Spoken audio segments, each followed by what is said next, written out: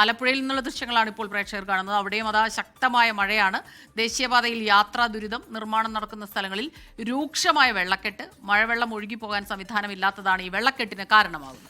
അശ്വിൻ പാലാഴി വാർത്തയുടെ വിവരങ്ങളും. അശ്വിൻ, അല്ലെങ്കിൽ തന്നെ യാത്രാ ദുരിതമാണ്, അല്ലെങ്കിൽ തന്നെ ആ റോഡ് യാത്രാ ദുരിതം തുടങ്ങിയിട്ട് നാളെ ഏറെ ആയതാണ്. അതിൻ്റെ കൂടെ മഴയോടെ പെയ്ത് കഴിഞ്ഞാൽ കഷ്ടമാണ്, ഭീകരാവസ്ഥയായി പോകും. Ashwin, good morning. തീർച്ചയായും Hashmi, Smitha, very good morning. ആലപ്പുഴക്കാർക്ക് എപ്പോഴും എല്ലാ മഴക്കാലത്തും പേടി സ്വപ്നം കിഴക്കൻ വെള്ളത്തിൻ്റെ വരവാണ്. പക്ഷേ ഇപ്പോൾ അതിനോടൊപ്പം തന്നെ പെയ്ത്ത് വെള്ളത്തിൻ്റെ ഭീഷണിയും ആലപ്പുഴക്കാരെ വലയ്ക്കുകയാണ്. ഞാനിപ്പോൾ നിൽക്കുന്നത് പുന്നപ്രയിലാണ്. ഇത് ആലപ്പുഴയിൽ കടന്നു പോകുന്ന ദേശീയപാത 66 നിർമ്മാണം നടക്കുന്ന സ്ഥലമാണ്. ഈ ദൃശ്യങ്ങളൊന്ന് കാണുക ഹാഷ്മി, സ്മിത. ഇതൊരു ബസ് സ്റ്റോപ്പായിരുന്നു. മഴയില്ലാത്ത സമയങ്ങളിൽ ആളുകൾ വന്ന് ബസ് കയറുന്ന പ്രധാനപ്പെട്ട ഒരു സ്ഥലമാണ്. ആ ബസ് സ്റ്റോപ്പിൽ ഇപ്പോൾ ആർക്കും നിൽക്കാൻ കഴിയാത്ത അവസ്ഥയാണ്. ഒപ്പം വാഹനങ്ങൾ ഒരു സൈഡ് റോഡുകളിൽ നിന്നൊക്കെ വന്ന് ദേശീയപാതയിലേക്ക് കടക്കുന്ന ഒരു പ്രദേശം കൂടിയാണ് ഞാൻ ഈ നിൽക്കുന്നത്.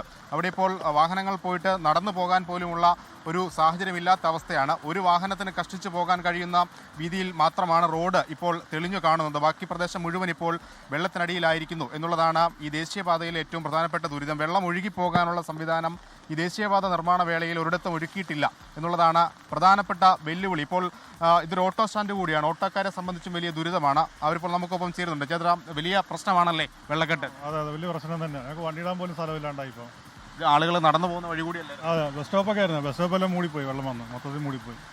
എല്ലാ മഴക്കാലത്തും ഇത് തന്നെയാണ് അവസ്ഥ. ഇത് തന്നെ അവസ്ഥ. ചേട്ടാ, മൊത്തത്തിൽ ബുദ്ധിമുട്ടാണല്ലേ? ഭയങ്കര വെള്ളപ്പൊക്കം തന്നെ. മനുഷ്യർക്ക് പോകാൻ ഒരു നിവൃത്തിയില്ലാത്ത സാഹചര്യമായിട്ട്. ഓക്കെ, എന്തായാലും ഹാഷ്മി, സ്മിത, അത്രത്തോളം ഒരു ബുദ്ധിമുട്ട് നേരത്തെ പറഞ്ഞ സാഹചര്യത്തിൽ ഇത്രയും പ്രശ്നങ്ങൾ ഉണ്ടായിരുന്ന ഒരു പ്രദേശമാണ്. വെള്ളം മൂലം ഒരുപാട് ദുരിതം അനുഭവിക്കുന്ന ജനതയാണ് ആലപ്പുഴയിലേത്. അവിടെ ഇപ്പോൾ ഇതാ ഇങ്ങനെയുള്ള ബുദ്ധിമുട്ടുകൾ കൂടി ആലപ്പുഴക്കാരെ വലയ്ക്കുകയാണ്. മഴയും തുടരുന്നുണ്ട്. ഇന്ന് 3 മണിക്കൂറേക്ക് ഓറഞ്ച് അലർട്ട് കൂടി ആലപ്പുഴയിൽ പ്രഖ്യാപിച്ചിട്ടുണ്ട്.